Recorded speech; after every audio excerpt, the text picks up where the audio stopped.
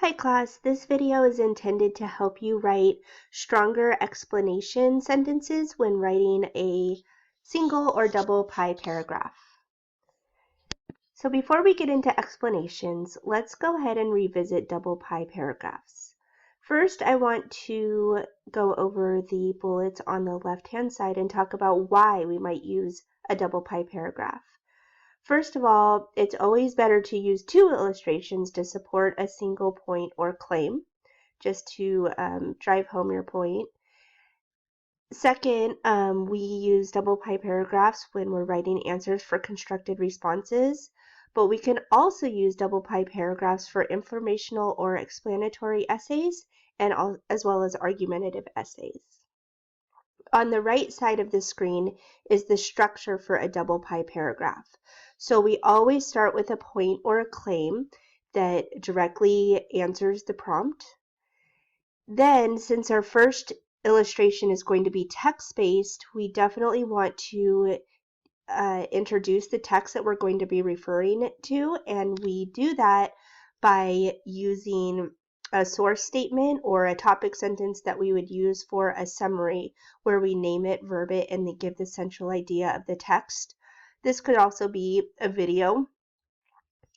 Then we go ahead and introduce that first illustration. We explain it, and then for our second illustration, if we're going to use the same text, then you do not need to introduce that text again. If you're going to use a different text or a video or a different source, then you do need another source statement where you name it, verb it, give the central idea of that source, and then provide your illustration and explanation.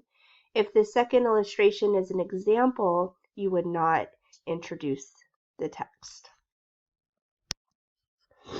So let's look at a sample prompt. This should sound familiar. Should Syrian refugee children be required to attend school? So I'm going to take the side that yes, Syrian refugee children should be required to attend school. So in one of my body paragraphs, I want to make the point that Syrian refugee children should be required to attend school because they will learn the language of their new country. So for my first illustration, I want to quote this article, most Syrian children work or stay at home instead of going to school. So in yellow, you're going to see a source statement where I introduce that text that I'm going to be referring to.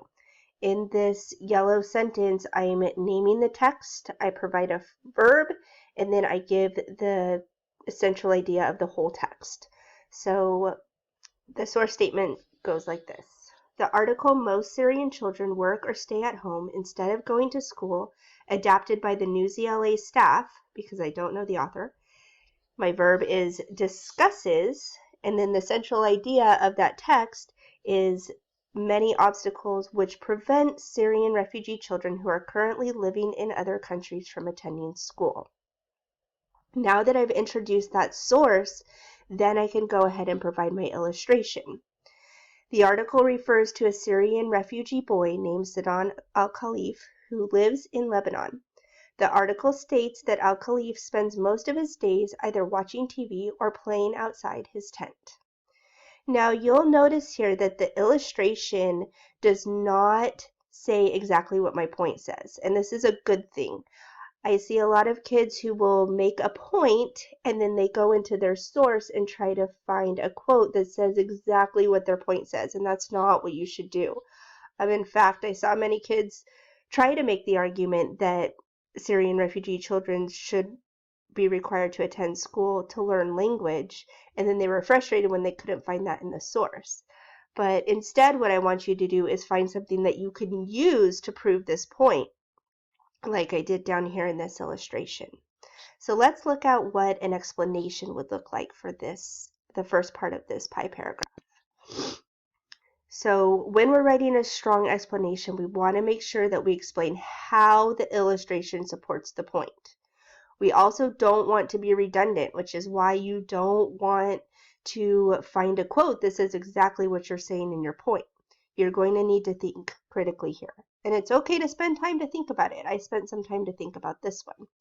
So my explanation is more than one sentence, and it says, this quote shows that Syrian refugee children should be required to attend school because they will not learn the language and vocabulary they need to be successful by watching TV and playing all day. Daily instruction from a teacher and contact with other kids who speak the language will help refugee children learn proper language quicker.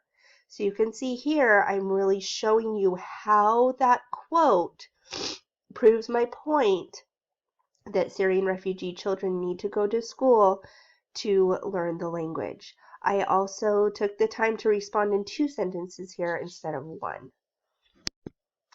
So let's look at this prompt. It says, how does Salva demonstrate perseverance in a long walk to water? Well, if you're up to date in the book, you'll see that he demonstrates perseverance many times in a long walk to water. But I want to make this first point that he just demonstrated perseverance in a long walk to water after he lost his friend Mariel. Though Salva was devastated, he recognized he needed to keep moving and help his group cross the Nile and get to Ethiopia. Now, I don't need to provide a source statement here because the question is just about a book. So clearly I'm going to quote that book. So I will use a quote lead in though. So I say, on page 43, when Salva clings to his uncle after learning of Mariel's death, he pushes forward and helps the group build boats to cross the Nile River. The narrator states, it was hard work running back and forth between those cutting and those weaving, but Salva found the work was helping him feel a little better. So here you'll see that instead of a source statement, I provided a citation, context, and who said the quote. And again, that's because the prompt is talking about one specific book. So I don't need to use a source statement like I would in an article, for an article. The explanation I used here is that this quote proves that Salva showed perseverance because he was working and feeling better. Now, this isn't a really great explanation because essentially I'm just kind of restating what the quote already said. So right now I would like you to pause the video, and if you're working alone, you can go into Google Classroom and underneath this post write a new explanation as a comment. If you're working with a partner, you and your partner can go ahead and do the same thing, write a new explanation as a comment.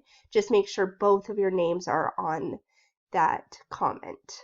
When you have finished posting, then please come back to the video and press play so I can show you how I revised this explanation.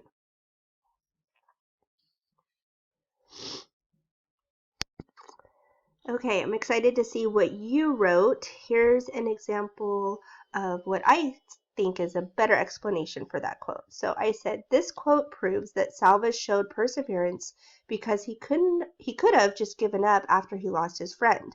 At this point, Salva had been through a lot, including an attack on his school, not knowing if his family was alive, and losing his only friend. But he chose to move forward, which takes strength and perseverance. I hope that this video has helped you think a little bit more critically about writing an explanation to show how your illustrations support your point. Please make sure that you're thinking critically here and putting forth your best effort. More than one sentence is always great, and make sure you're just really clear about how that quote supports your point or claim. Okay, good luck. Thanks.